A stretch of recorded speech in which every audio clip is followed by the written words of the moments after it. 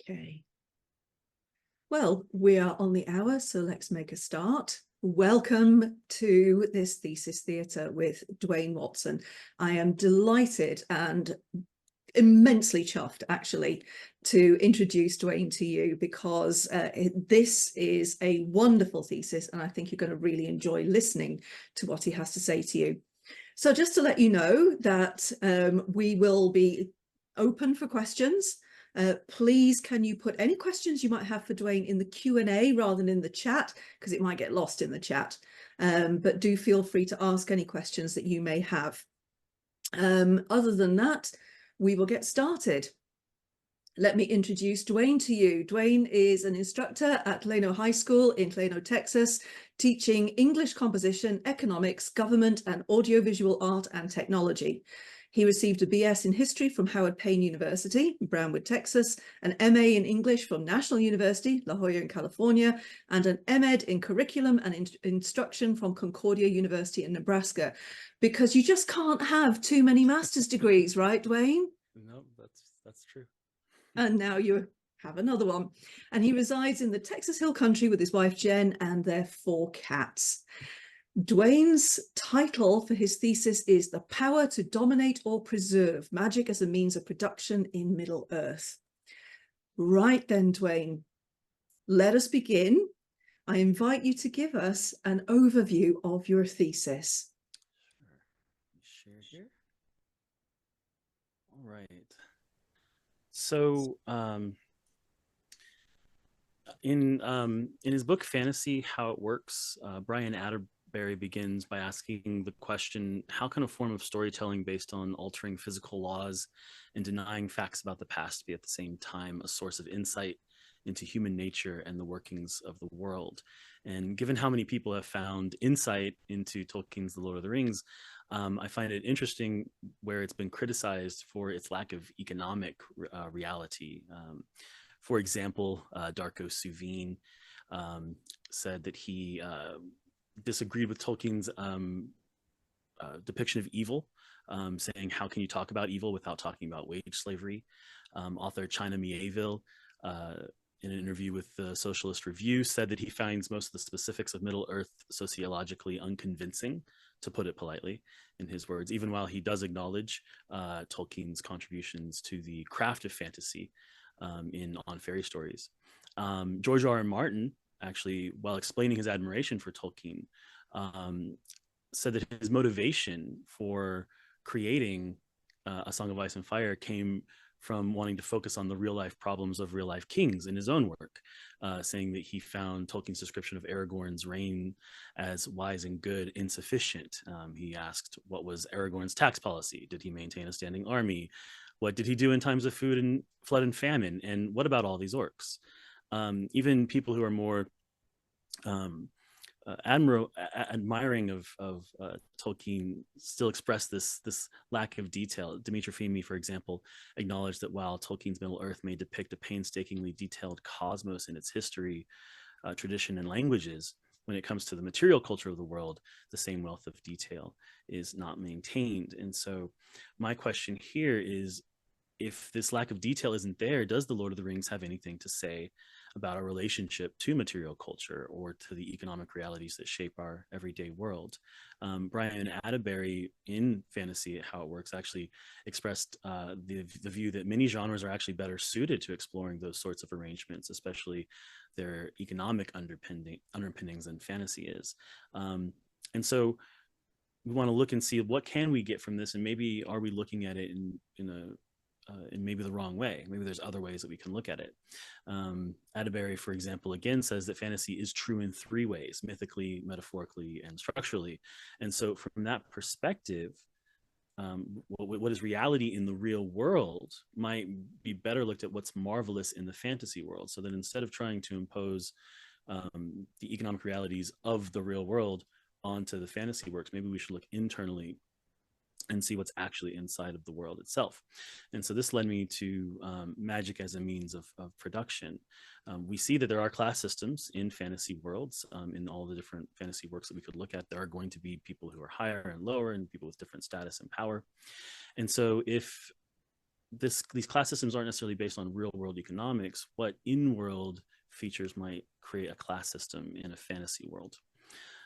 If we begin with Marxism and fantasy, we find that there's an interesting tension. Oftentimes, this is a very antagonistic relationship when we start with Marxism in looking at class conflict and where class systems come from. This is best demonstrated by Darko Suvine in Metamorphoses of Science Fiction, where he creates this estrangement cognition matrix, explaining that you have literature that is estranged from reality, so science fiction, fantasy, myth, etc., and then those are not estranged, like realistic fiction that takes place in the real world.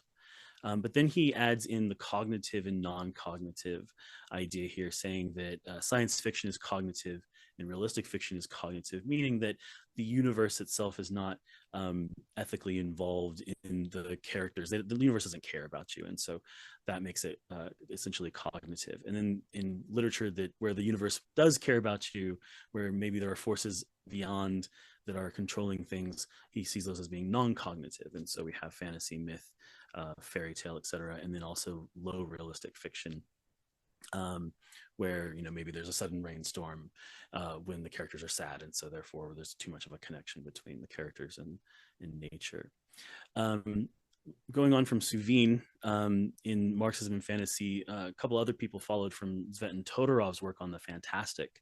And you see this in Rosemary Jackson, where she's taking Todorov's idea and applying it to modern works, but she completely ignores or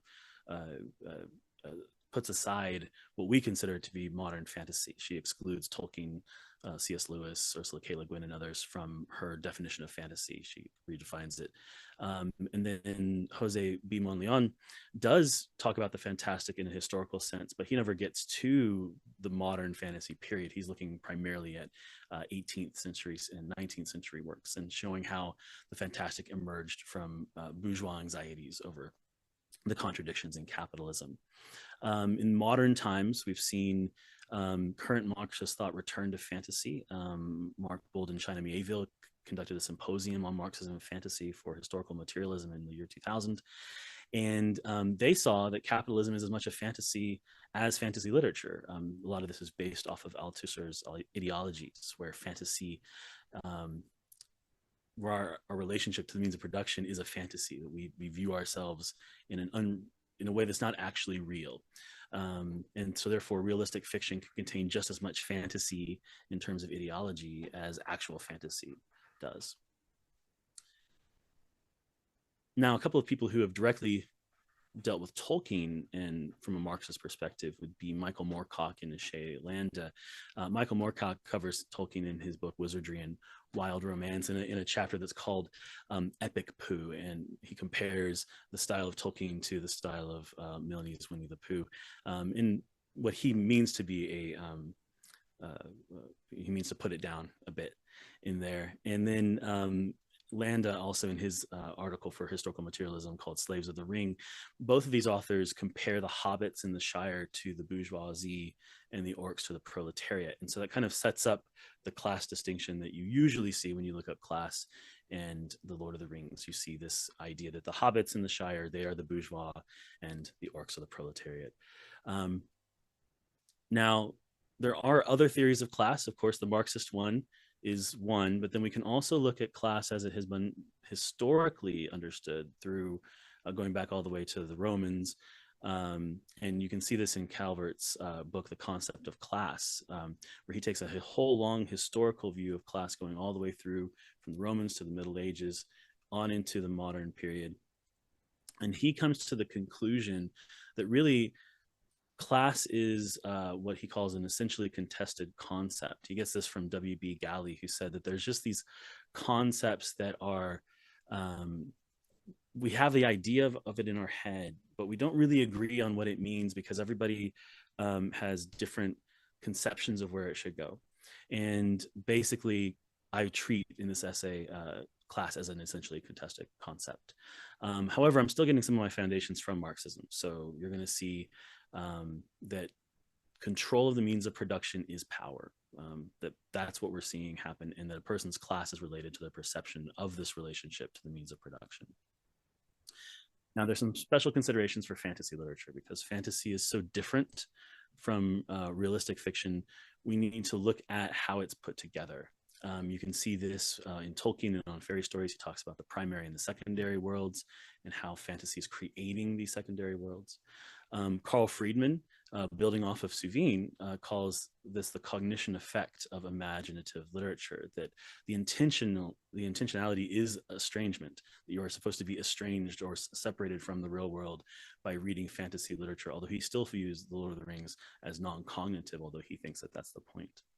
Now, Rich Cooper in his dissertation actually flips this around and says that fantasy is cognitive, but that cognition is estranged. So it's not just that we're estranged by what's happening that isn't like the real world, but that actually our thinking about it is estranged, that fantasy is the literature of estranged cognition. And this is comparable to Tolkien's idea that fantasy creates this arresting strangeness. Also, therefore, if fantasy creates secondary worlds, then those worlds should be treated on their own terms. We see this in Gergely Nagy's concept that Tolkien's secondary worlds are radically different. They're radically fictitious worlds that do not claim to be representations of the actual one. And so one of my considerations here is if the Hobbits and Orcs have qualities of the bourgeoisie and the proletariat, if we can see those comparisons, if those are actually there in the text, do they relate to each other in the same way that the bourgeoisie and the proletariat do in the primary world? So that brings us to magic. So we have the class part, and then we have the magic part. And magic in Middle-earth is quite complicated. Nagy argues that magic is actually a representation of the inherent power that's related to the hierarchy of being in Middle-earth. And so you start all the way up with the Luvatar, and then the Ainur, the elves, men, dwarves, hobbits, other people, as you go down, and that it's not actually anything that's magical happening in Middle-earth, but it's just an expression of these beings' inherent power. Now, other authors don't actually treat it this way. You can see that a lot of this is based on the conversation between Galadriel and Sam at the Mirror of Galadriel, where she says, "For this is what your folk would call magic, I believe, though I do not understand clearly what they mean. And they seem to use the same words for the deceits of the enemy." So Galadriel puts this this contradiction in terms between what magic is. Tom Shippey takes from this that magic is too inclusive a term. And then Dieter Bachmann also explains how this kind of overly inclusive term magic is actually a problem of linguistics. For example, the gull in Morgul in Sindarin derives from the same root as the Noldor. So you have this idea of this evil magic and then this wisdom and lore kind of being actually a linguistic issue in the world. W. Christopher Stewart connects magic and technology, asserting that at least one important message underlying Tolkien's treatment of magic is that just because we can do something magical by scientific means doesn't mean that we should do it. He goes on to say that the forces of evil in Middle-earth are attracted to machinery for many of the same reasons that they are drawn to magic. And like magic, technology both accelerates and amplifies the effects of our actions on the world, and our desire for speed, power, and control outstrips our ability to think responsibly about long-term consequences and deeper values. Patrick Curry, building off the same idea here, but connecting it to Max Weber's Iron Cage, says that magic is often the imposition of one's will on others. And he compares Morgoth's Iron Crown, which contained the magic of the Silmarils, to Max Weber's Iron Cage. He says that just as magic is often the imposition of one's will on others, so Weber describes the economic order bound to the technical and economic conditions of machine production, which today determine the lives of all individuals who are born into this mechanism. Both Tolkien's image of the Iron Crown of Morgoth and Weber's image of the Iron Cage of capitalism demonstrate the magical imposition of the will in contrast to the wonder of enchantment. So we have our class systems, and we have our magic systems. And then we can bring that all together here in what Tom Shippey calls creative anachronism. Dimitri Fimi was using this to refer to how the material culture of the English countryside at the turn of the century is quite recognizable in the description of the Shire. And because we recognize this material culture, this dictates the Hobbits' character, their behavior, and ethos, and readers identify them as belonging to this specific historical era era. However, as the concept of anachronism would show you, this is this has been removed from the reality of the real world and put into Middle Earth. It is estranged from the primary world by putting it into Middle Earth. This goes back to Tolkien's idea that creative fantasy is founded upon hard recognition of things that are so in the world as it appears under the sun. On a recognition of fact, but not slavery to it. Femi argues that literature has its own internal rules, as well as its connections to the outside world, and that Tolkien is blending these different strands to make Middle-earth complex and unpredictable. He reproduces some of the concepts and prejudices of the primary world while questioning and challenging and transforming others. And then for the Hobbit specifically, so we have these Hobbits that are bourgeois, if you will, that they're connected to that concept, and that Tolkien uses these Hobbits as a bridge to make the world of the fairy tale accessible to the contemporary reader. So if we put things together, Hobbits in the Shire are bourgeois, but they're estranged by their placement in Middle Earth. So if we have our Hobbits that are bourgeois, what about our Orcs? Well, the Orcs are proletarian in certain ways. You can see this in respect to the big bosses. You see Saruman as an industrialist. As Treebeard says, he has a mind of metal and wheels, and he's using the Orcs to enact that change around Isengard. Sauron, of course, is the main user of the Orcs throughout the work, although we have less insight into his internal workings, although we do see Mordor as an industrial wasteland completely just destroyed and exploited. And then we have probably most importantly the conversation between Shagrat and Gorbag, where they express directly dissatisfaction with their class and status, where they say that they do the actual work and that they fantasize of going off on their own, where there's good loot, nice and handy, and no big bosses. So we have this idea that the bourgeois hobbits and the orcs as proletariats, they have a connection to the actual text. There is things in there that connect them to, but do they relate to each other that way? Do the hobbits, for example, exploit the work of the orcs? Where does the surplus value come into it? And is the safety of the Shire achieved at the expense of the orcs, as we might argue that the safety of the bourgeoisie is achieved at the expense of the proletariat in the real world? So as an alternative to this dichotomy, I'd like to go from there into Monleon, where he has this idea that if the monsters of the fantastic arise not outside of the bourgeoisie, but actually come from the internal contradictions of capitalism, that it is their own anxieties about their own, not just the anxieties of people attacking them from the outside, but their anxieties arising from inside, from themselves, from their own actions. And this goes back to things like the destruction of the Commune of Paris in the 1870s and things like that.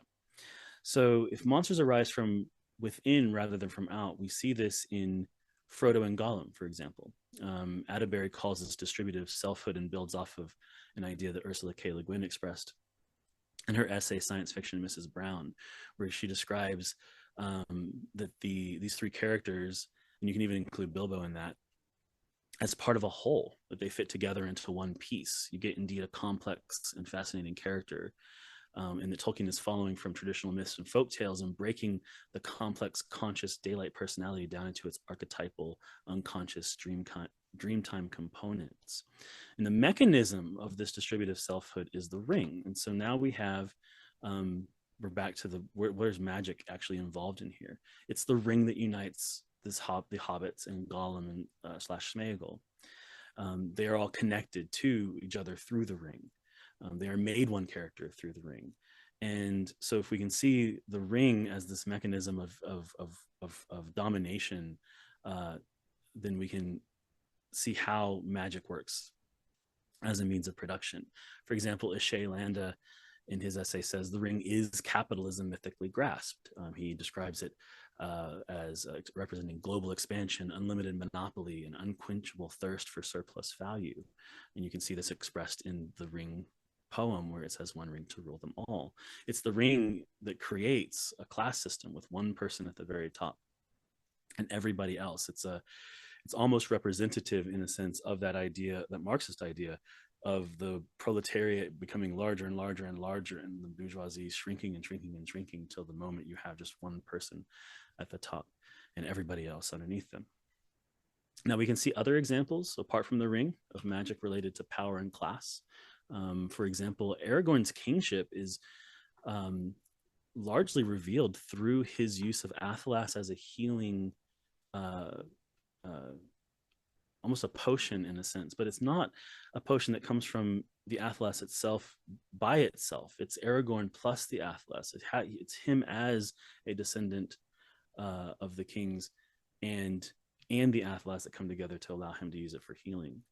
Galadriel and Sam, of course, discuss magic as a matter of understanding, that people have, the elves have a better understanding of magic, and the hobbits have a very low understanding of magic. And so you can see a class distinction there. Saruman's use of his voice is largely dependent upon the power of the people hearing it. Those who are way high up are less affected than people who are lower down. And then you also see this in Gandalf at the western door of Moria. He can't open it on his own with any number of spells that he gives, because he's fighting against Celebrimbor's spell in a sense. And then we also see the power of Gandalf and the Balrog at work, when Gandalf attempts to lock a door and keep the Balrog. He doesn't know it's the Balrog yet, but when he tries to keep the Balrog from coming in, you see their power at work, and they happen to be more evenly matched, and so that makes it an interesting conflict there. But you see again their power and their class related to their magic use. Other examples of magic related to power and class we see with Frodo versus Shelob. There's kind of three parts to this. The first is Frodo attempting to use the file of Galadriel to light things up, but then it is counteracted by Shelob's own will. Frodo attempts to cry, or he does cry, Aya Earendel, Elenion, and Kalima, and that seems to work like a spell, and it almost works. But Shelob, it says, she had heard that before, and she's not daunted by it. And then you have her own gaze, which for a moment holds Frodo and Sam completely still until she lets them go to run so she can chase them. And there seems to be this power dynamic at work, where Shelob is so old and powerful and the hobbits are not, and so therefore her use of magic overpowers theirs. So the hobbits we see as being essentially unmagical, at least by inclination. Tolkien says that they never studied magic of any kind in the prologue to Lord of the Rings, and this is the point. The hobbits are unmagical. They can use magical artifacts like the ring and the file, but they're unmagical. They don't use magic because the point of the book is that magic as will is not the solution to the problem of the ring. The hobbits' inherent power is in being curiously tough. Tolkien says in the prologue, they were, if it came to it, difficult to daunt or kill. And we can see this when Saruman attempts to dominate the hobbits in the Shire at the end, and they're able, through their own power, through their own indomitable will, if you will, to throw him out, but they don't ever use any magical ability in that struggle. The orcs, on the other hand, we can see as being essentially magical beings. We don't think about the orcs as being that way, but if you think about the fact that they're created through the will of Morgoth somehow, and we don't know the exact mechanism of that because Tolkien never decided on one for sure. Maybe they came from the elves, and again we can see this with Mon Leon talking about how the monsters come from the bourgeoisie, if we think about the elves as being the genesis of the orcs. We can also see their magic in the fact that they can't abide the sun. That seems to be something very peculiar to creatures of the darkness that were created in the dark. Curry, for example, says that modernity is indeed programmatically disenchanted in disenchanting, and we can see this in the orcs. They are essentially disenchanted elves or men, people that are transformed under the domination of modernity. Femi also says that the orcs are essentially a negative version of elves and men. Now, the elves, for their part, use the elven rings to control things. It's not the same sort of domination that you see from Sauron, but it's an effort of the will. Yes, it is understanding, making, and healing to preserve all things unstained, but it is still about their will and their imposition of will on the area and the people around them. We do see the dwarves doing some possibly magical things. It's much less clear for the dwarves, but we see the way that Khazad-dûm is lit up by all the different capturing light through crystals and things. And then we also see the magical toys of Erebor. Of the people in Middle-earth that we see, the men seem to be the least magical overall. Again, we have a couple of examples. Aragorn, Beorn, for example, Beorn, and his ability to change into a bear. for the most part, once the fourth age begins, it is the age of men and the decline of magic. And so once men take over, we can see that, and the hobbits are connected somehow to men. That's probably where they are essentially a type of men. So what are the implications of this overall? Well, first, the destruction of the ring brings an end to magic. It is the end of magic as a means of production in Middle-earth. And so we can see that Middle-earth is permanently changed. We can see this represented in a character by Frodo. He never recovers while he's in Middle-earth. He has to leave Middle-earth in order to recover. Shaylanda explains that after power had been renounced, the world became safe and habitable, but also more meager and mundane, not paradise regained, but hell repelled. Tolkien, therefore, does not argue for a return to an earlier age, as he's often accused of doing so, of being reactionary, if you will. Rather, he's arguing that things are changed, things are different, that when the means of production changes, essentially, that you can't return back to the older time. Rather, he argues that we can't return to that age except through story, through art, through enchantment, and indeed through fantasy. And I think that this gives us an idea of what Tolkien was trying to get at, that it wasn't about a bourgeoisie proletariat dichotomy, but something much more complex, and allowing us to maybe look at our own world a little bit more carefully, and maybe make it a better place. So that's an overview. Wonderful. Thank you very much for that, Duane. I mean, obviously, I've read the thesis, but getting the overview there is really lovely.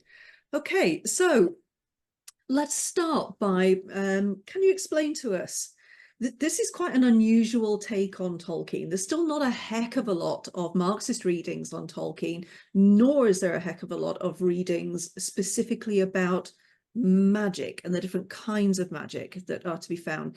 So can you tell us a little bit about how and why you chose this topic? It really did start in the modern fantasy class, and I'm going to forget whether it was modern fantasy 1 or 2, but we read a lot of works, and one in particular that it brought it to mind was Larry Correa's Hard Magic. Oh yeah. Which took the idea of magic in as if magic had just started in the 1800s, and then it's taking place basically in the interwar period between World War I and World War II. And the characters there were very much along class lines, as you would expect in basically it was the opening of it could have been from Steinbeck's Grapes of Wrath or something like that. It's like this the Great Depression and people traveling for work and that dichotomy, and then you end up with these characters that are lower class in competition with people who are both you have industrialists and very powerful people who are the movers and shakers in the United States, but then you also have on the Japanese side, people, the emperor and things like that, all there. And so I was curious about the relationships of magic and class there. And so I started looking at just the different works that we had looked at, and you're seeing, it was showing up over and over again in different works like Jim Butcher's, now I'm going to forget the name of it, but the one that takes place with the ancient Rome, it's like an old Roman, it's basically like a fantasy world where the Romans ended up in a fantasy world and they have power, and that's all based upon like how the different class levels of people determine what power they have and their furies. And then I mean, pretty much any medieval world you're going to see some amount of class there, which is the way that the society was built. And so since fantasy is so much of it draws from medieval society, then you have those class distinctions, those three estates, for example, with the nobility and the clergy and everybody else. And then I was reading, so that led me eventually to Moorcock's Wizardry and Wild Romance, and it really was his description of where he's basically describing the Shire as being the bourgeois and how that's automatically bad, and how he pretty much is like, that Sauron, maybe he's not so bad. That's really what it started with. It was because I was like annoyed that he was siding with Sauron, and that's where it started. And so then I was like, well, what did other people have to say about this? And then when you start to notice that there really isn't much, um, about it. That's really where it started. Mm-hmm.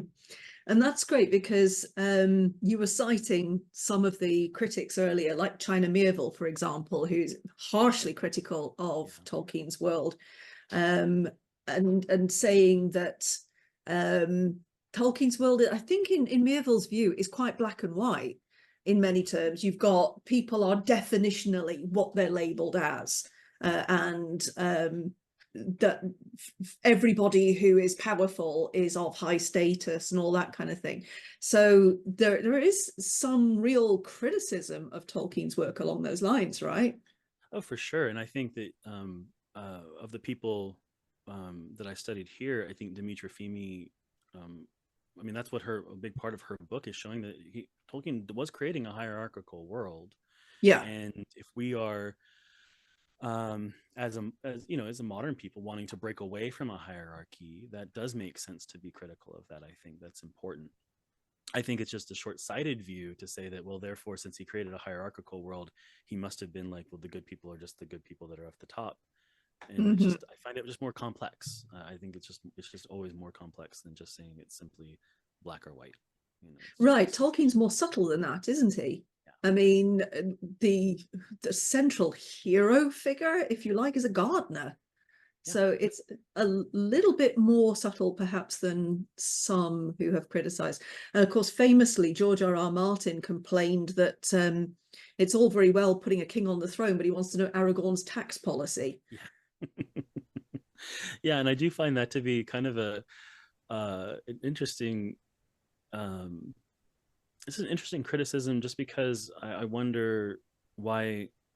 I wonder sometimes why anybody would want something to try or expect it to be everything, in a sense. Yeah. You know what I mean? Like, if Tolkien's writing the story and he's focusing very much on this particular thing, and then, again, I think there's an argument to be made that yes, we should have more awareness of our inequalities in our own world, and we should continue to fight for those things. But I don't think Tolkien is ignoring those things. He's just focusing on these particular things. And so then you have somebody like Darko Suveen who's like, but I care about this particular thing, and I'm annoyed that you don't seem to care about the thing that I care about as much. Yes. And I didn't have time to there wasn't room for it in there, but I know Verlin Flieger has she addresses this in one of her essays, where she's explaining that the ideas of like the domination of tyrannical figures is a very much a real world thing, and that's what you see. So I find that to be an interesting blind spot, I think, in the Marxist views that kind of ignore the whole, 20th century tyrannical dictatorship thing, to focus on, things like wage slavery, which again are important to focus on, but it's not what he's doing. Yes, true. So a slight segue. Let's talk about W.B. Galley's idea of the essentially contested concept. Yeah. Explain that to us first, and then can you tell us how that might relate to fantasy literature? Sure. So that was one of the things that I came across and had never heard of until I was reading Calvert's book, because I was looking for something that was not from a Marxist perspective, just because I wanted to see what other people had to say about class. And basically, the idea here is that an essentially contested concept refers to something where there are concepts, the proper use of which inevitably involves endless disputes about their proper uses. So this is what Galley was arguing, that there's these terms we have where no one can agree. We keep using the term, but nobody agrees on what it means. And we end up with these arguments that just go around the meaning of the term rather than getting to the point. And he argues first that these disputes are perfectly genuine. He's not arguing that somebody's arguing out of bad faith, but that they just have a different conception of what that means. And so he defined an essentially contested concept of one that first has to be appraisive of, it has to have some sort of value judgment attached to it. So when we look at class, for example, and you can see this again in Marxist literature, where every time they say bourgeois, that's a negative, that's an insult, and proletarian is a positive, right? And then it has to be complex, so there has to be a lot to it. Number 3, the accredited achievement is initially variably describable. You can You can describe it in multiple different ways. It needs to be open in character. That is, it can change as needed, but not like in a prescriptive sort of way. You don't know how it's going to change as it's used. And then the concept must be used both aggressively and defensively. So people who have their view of what it is, they use their view to attack other people, and other people use it to defend against those attacks. But what's funny about these essentially contested concepts is they almost always go back to a single or maybe a group of exemplars. So everybody keeps going back to the same exemplars as explaining why their use of the term is the right one. So if we think about something like with fantasy, this is what I thought was kind of interesting, and even this was outside of the scope of the thesis. But this idea that people use fantasy as either a positive or a negative. They use it aggressively and defensively. So people will, for example, if you're a fan of fantasy, then you would say, well, this book isn't fantasy, so I don't like it, and this other book is fantasy, so I like it. It becomes something that you can argue for why it's good or bad. If you're against fantasy, then you're like, oh, that book's just a fantasy, it's bad, and you can argue it that way. But nobody agreed what fantasy is. And I think it kind of relates back to Brian Atterbury's idea that genres are like a fuzzy set. Like there's some things we can say this is definitely fantasy, but then as we get away from the center, we're like, maybe it is, and maybe it isn't. And then as far as magic goes, this is what I thought was kind of interesting is that a lot of people never defined what they thought magic was in the literature. And that maybe part of our argument around it is just that we don't really know what we all mean. We all mean different things. Right. This essentially we disagree about it. And so I found that to be kind of an interesting way of looking at magic. Instead of trying to come up with one definitive definition of magic, we just have to accept that we have different ideas about what it means. So. Right. Now, you mentioned Gergely Nagy in your presentation. He claims that there is no magic within Tolkien's Middle-earth. It doesn't exist within Tolkien's Middle-earth. Do you agree with him? When I first read it, I immediately was like, well, obviously not. I was like, this is there's no way there can't be. How can there not be magic? And then you start reading it and you're like, I get where he's coming from. I think he takes it just a little bit too far, because what he's doing a lot of in there is talking about the trend of Tolkien's writing. He starts with like his early writing. There's lots of obvious magic. There's literal spells. I think one of the things, for example, that he references is in one of the early versions of the story of Beren and Luthien, you actually get like essentially components of a spell that she uses to make her hair grow long, right? To get out of the tower. And then as he was writing, those connections to direct magic that's obvious begin to get like less and less direct, more just more uncertain. There's a lot of uncertainty in the magic.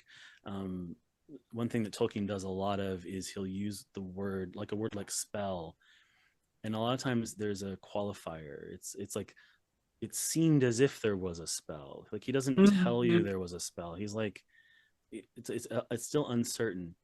And I very good at that distancing language. Yeah, and you can see the trend. I think that direction in Tolkien's work. You can even see it later on when he's attempting to redo the mythology around in the Silmarillion, and now we're going to get rid of the flat earth thing. Don't worry about all that. We want to have like a proper round normal sun, and he starts to kind of take away some of the mythic elements. And so I think Nagy is correct in seeing that trend, but I don't think the Lord of the Rings ever gets there. Specifically, like Gandalf himself says, I knew the spells in the tongues of elves and men and orcs, of all the things. And I just love this idea that there would be orc spellmasters. You just don't think about it that way, but apparently they had some, or else Gandalf is wrong, and then I don't know what to do with that. Right. And then the other part of it is it goes back to the idea of different types of magic. One thing that he doesn't cover in his essay is as much is natural magic. He covers ritual magic, like the idea that you would have a book and you'd learn a spell, and then if you said the spell, it would happen. And we don't see that very often, at least doesn't appear to be. But Aragorn's use of Athelas is kind of a combination of things. If it's the Athelas doesn't work for other people crush it up and it smells nice. Hmm. He uses it and it has a magical power, and that power seems to be both in Aragorn and in the Athelas. And if it's in the Athelas, then it's not just about inherent power. But I think the inherent power part was right on. I think that was great. So I definitely think that there's something about the magic that is dependent on your inherent power. Even if you can do the magic, you can say the spell, it may not be working because the other person that you're doing it on or the other thing has something stronger to it. Hmm. Like we see with Celebrimbor in the door of Moria. Right. Gandalf can't open it with his own spells because Celebrimbor, he was involved in the making of the door. He has a higher claim on the door, if you will, than Gandalf does, I think. Hmm. Hmm. Yeah, I'm thinking of letter 155 when Tolkien was talking about his use of magic.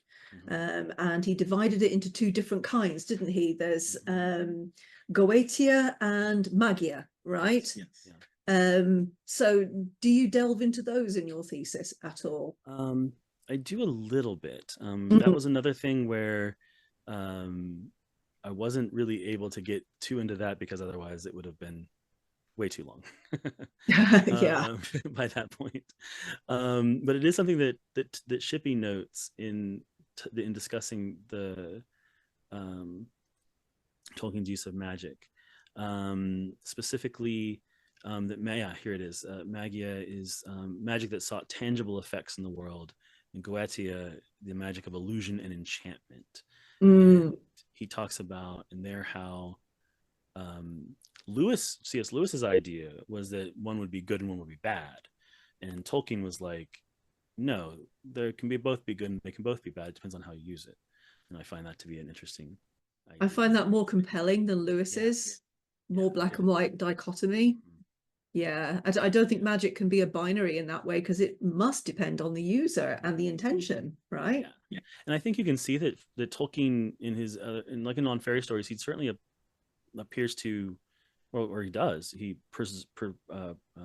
prefers enchantment. He prefers Mhm. this idea of you create a world and you bring people into it and they experience that world, whereas Magia is more of a I'm making this thing happen through will. Mhm. But in his fiction, it's not. It's very complicated. It just depends on Yeah, how people use things.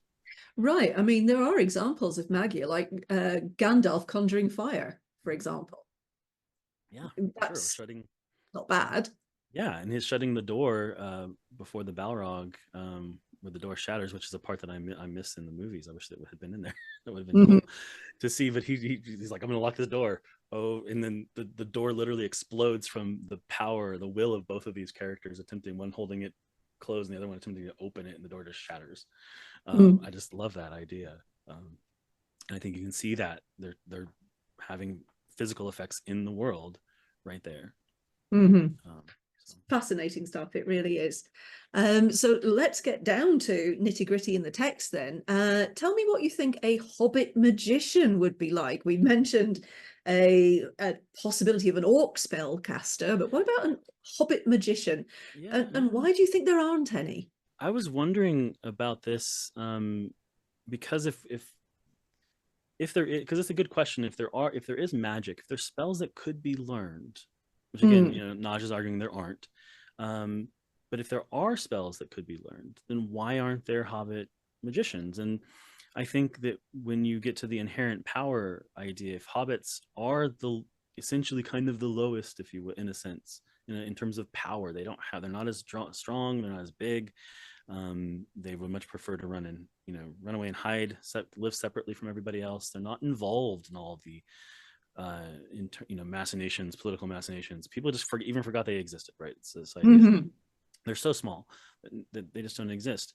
What would a hobbit use a spell for? Became kind of the question that I had. And I Mm. was imagining going back to okay, one example we have from the text is Gandalf attempting to lock the door. Okay. So you could lock a door with a spell. But like why would a hobbit need to lock a door with a spell? Like, could they just Mhm. lock it with a key?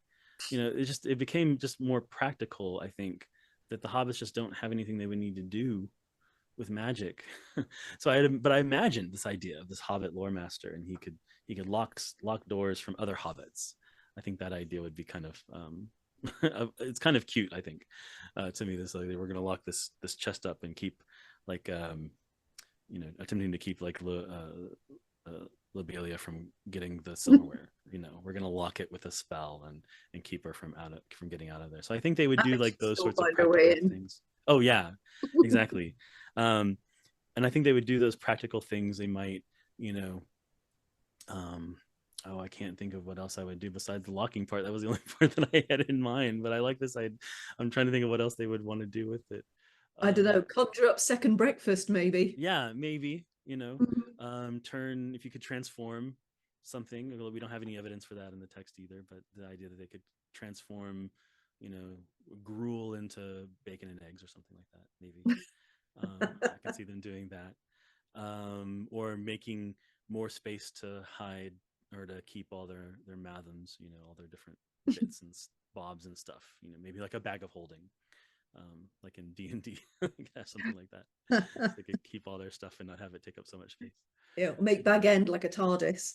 Yeah, yeah. So, oh, that's crossing the streams a bit, isn't it? Moving yeah, away. a bit. So, you've actually covered quite a lot of what it is that you've done, but let's talk about your process a little bit now. You obviously had, like all the thesis students have to do, you had to do a lot of research before you actually started putting any writing in. Yeah. Did you come across anything that surprised you while you were doing that research? Well, I mean, I did already mention this idea. One of the big surprises was just how little people, when talking about fantasy, talk about magic. I think I was expecting something like, and this is more from a writing perspective than it is from a literary criticism perspective, but like Brandon Sanderson talks about, like, hard magic and soft magic systems, and quantifying those things and working them out, and then explaining how they work. And there was actually very little. I just couldn't find anything that really explained, like, magic on a technical level, I think. And given how much people, so you read something about fantasy and it would just kind of take magic for granted, I think.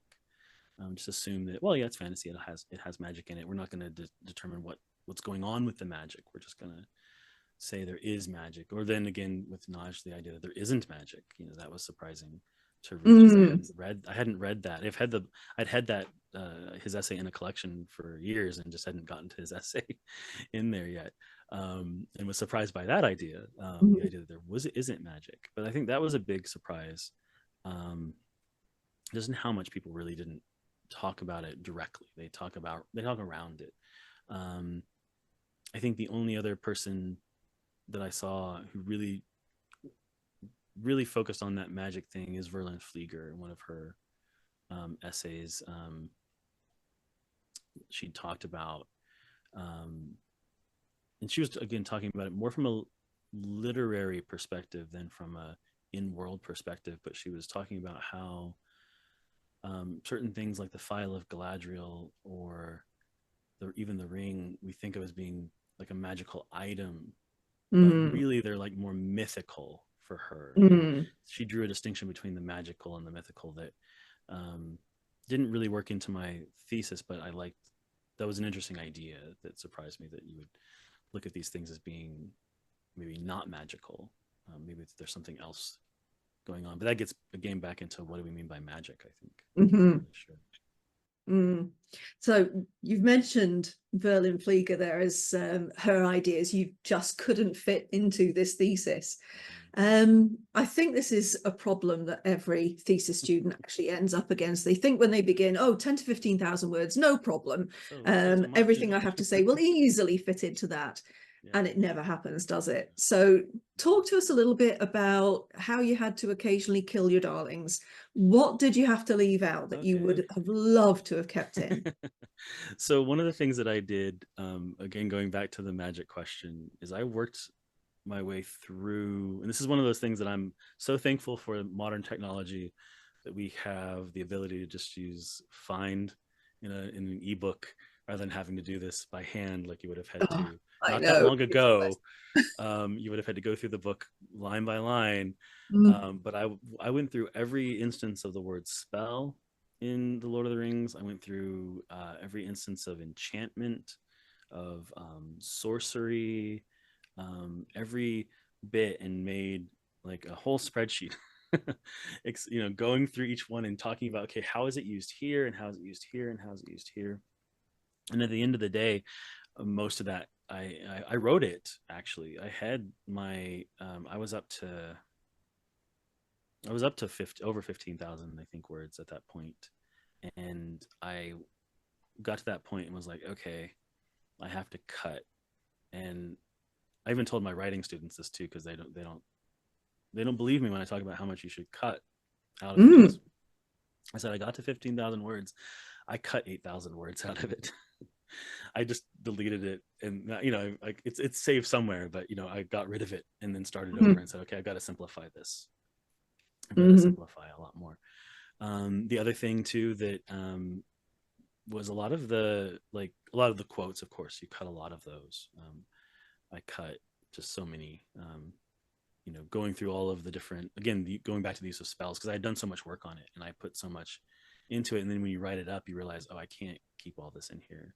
This is going to be, if I did, it would be 20,000 words by the time you're done, or even longer, and it's just too much. So cut back, and just focus on exactly what you need. Right. But I mean, that work that you had to cut out, particularly where you did that really close reading and finding all the instances of words, that would be a fascinating conference paper, or even something made into a paper all by itself for publication. So it's never wasted, right? No, I think all the work is necessary. At the very least, is necessary for the process, even if we don't get there. There was a lot out there that you could spin out into whole other papers. I didn't even really touch on, for example, Frederick Jameson as an example of somebody whose work I was looking at and thinking this might be important, and there just wasn't room to get there, especially with the political unconscious. And I know he discusses Le Guin, for example, and things like that. But when I finally had to focus, that was the other part of it, of cutting things out and not getting to things. I originally intended to discuss a lot of different works. This originally started off not as a Tolkien paper, but as a fantasy paper in general. And I wanted to discuss, A Wizard of Earthsea, and I wanted to bring in China Miéville's work, because again, he's a Marxist. He's writing in fantasy. What is he doing with that? How is he depicting magic and class? And I even wrote some of those things. And there's even other authors that I thought were very interesting and would be useful. And all of it, just, you have to focus so much, and I had to leave all of that reading that I did. Again, it's useful and it'll get used somewhere, it'll get brought back around. But for right now, it's like that had to be put aside for now to focus on. It's kind of a painful process, but you're right to perceive it from the angle that actually it all forms the basis of your work. And the background knowledge is always yay big to the product, always. Otherwise, the product is not as good. But still, it's a lot of work that's outside of that. But mind you, now you've got about 25 master's degrees. It's probably time to consider a PhD where you could use all of this. Actually, that is specifically what my wife Jen specifically said. At the end of this, she's like, you can't have any more master's degrees. The only thing you can do is you have to go get a doctorate. Well, you're just getting greedy now with the amount of it's like you're hoarding them all. But I mean, it's obviously the next step for you is to at least consider that, isn't it? Because I mean, this is a perfect thesis topic because you've already said, well, you wouldn't have to keep it to Tolkien. You could expand it out to all these other fantasy authors and then do some really great comparative work. See, I'm getting excited about this PhD already. Yeah, and that really is like something that I came out of here realizing. It's like there's just so much more that you could look at. This is just one example of it. And I think that maybe not obviously we can't say that every fantasy work would lend itself to this sort of discussion, but I think a lot do. A lot that I've read just in the course of my coursework with Signum, a lot of it, I was like, I kept seeing it over and over, over and over again. That this is something that we could look at and see what it has to say if we look at how, again, if we're too specifically concerned with economic concerns, we might find ourselves being like, well, I don't understand what any of this has to do with me. But then if we look at it from in world, maybe we realize it does have something to say about even works that aren't written from that Marxist perspective. If they're just written to be these works, there's the class distinctions are there, and I think usually their magic is around that. It's a part of it. So we're almost at time, but here's a question I always ask the thesis students who have come to the end of the process.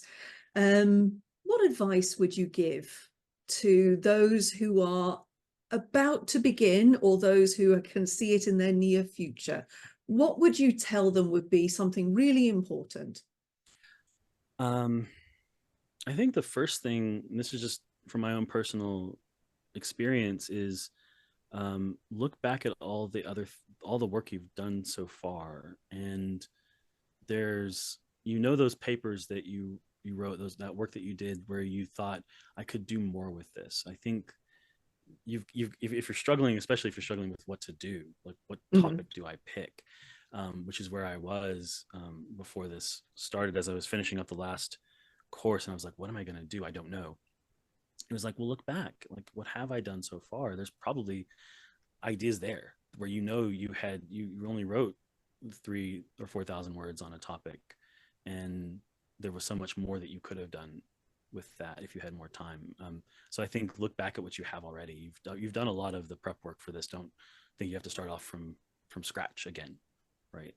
And the other thing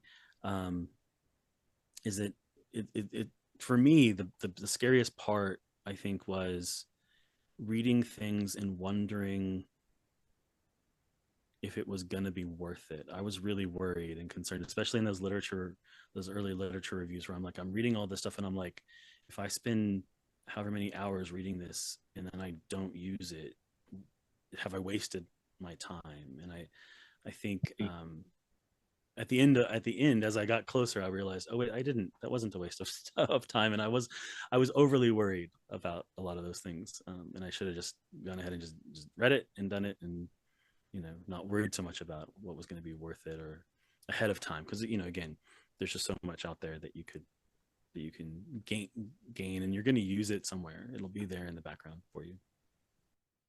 Well, that's all really useful advice, and we are just about at time.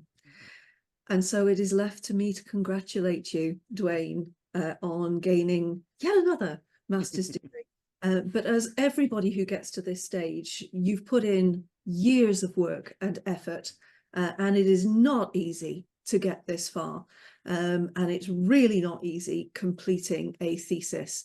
It's quite an isolating experience because you are very much more on your own for it. Yeah. And I congratulate you heartily on doing so very well and producing such a wonderful piece of work that was a true joy to supervise and to read at the end. I also want to pass on congratulations from your second reader, Dr. Christopher Caro. And of course, our thanks go out to him for doing that. Yes, but yes, he was also delighted with what he had to read. So wonderful. You're done. And now you may graduate. Isn't that wonderful? That's wonderful. Thank you. Well, fantastic job, Duane. Really fantastic. And we will call this Thesis Theatre to a close now. So we will talk again soon and get all the paperwork finished so that we can get graduating. And that's it. You're finished. Cool. Well done. Thank you very much. Thank you. Okay. And thank you, everybody, for watching the Thesis Theatre. Thank you. Bye now.